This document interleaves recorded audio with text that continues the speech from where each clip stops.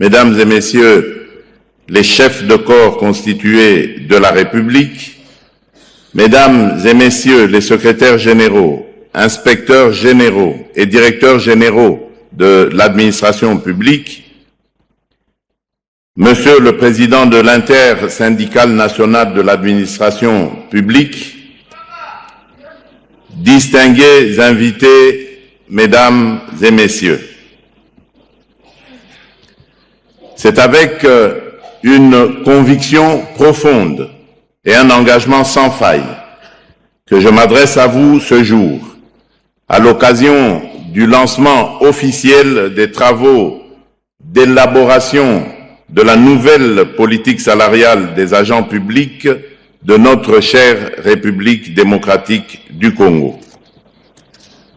Nous traversons une étape décisive de notre histoire. Tandis que l'Est de notre pays fait face à une agression inacceptable, menaçant la sécurité et la dignité de nos compatriotes, une autre bataille, non moins essentielle, s'engage ici, celle de la justice sociale, de la valorisation de nos fonctionnaires et de la modernisation de notre administration publique.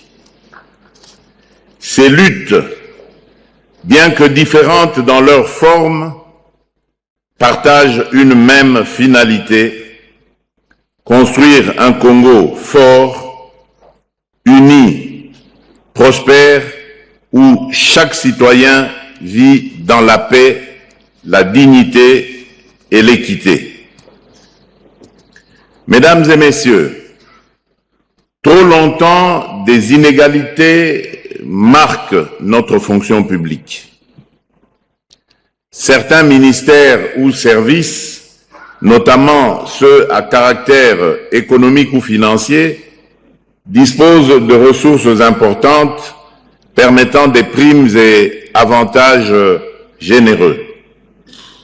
D'autres, pourtant essentiels au développement national, demeurent relégués au second plan avec des moyens dérisoires. Ce déséquilibre alimente un sentiment d'injustice, démotive nos agents et nuit gravement à la qualité des services publics. Face à ce constat préoccupant, j'ai instruit le gouvernement à travers le vice-premier ministre, ministre de la fonction publique, en collaboration étroite avec le ministre d'État, ministre du Budget, le ministre des Finances, mon cabinet et sous la coordination de Madame la Première ministre, de concevoir une politique salariale équitable, moderne et durable.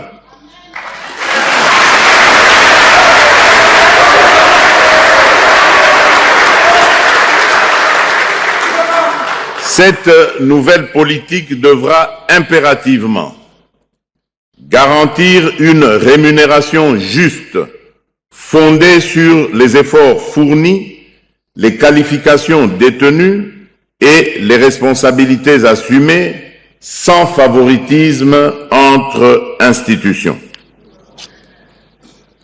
Devra reposer sur une grille salariale unique, lisible et accessible à tous,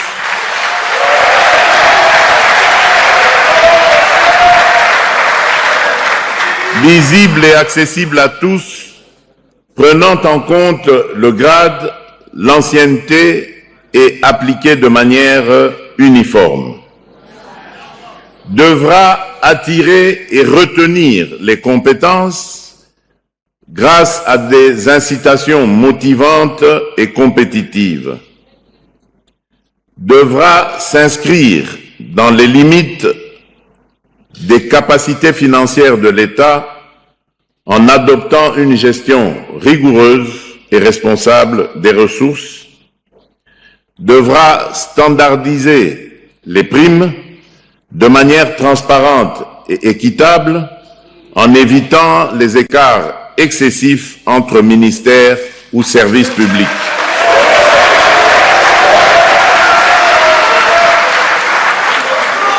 devra intégrer un mécanisme de redistribution équilibré, répondant aux besoins spécifiques de chaque secteur, tout en maintenant l'harmonie de l'ensemble.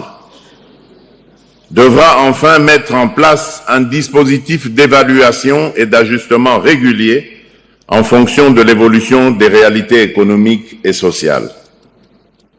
En adoptant une telle politique, la République démocratique du Congo pourra renforcer la motivation de ses agents publics, améliorer la qualité des services rendus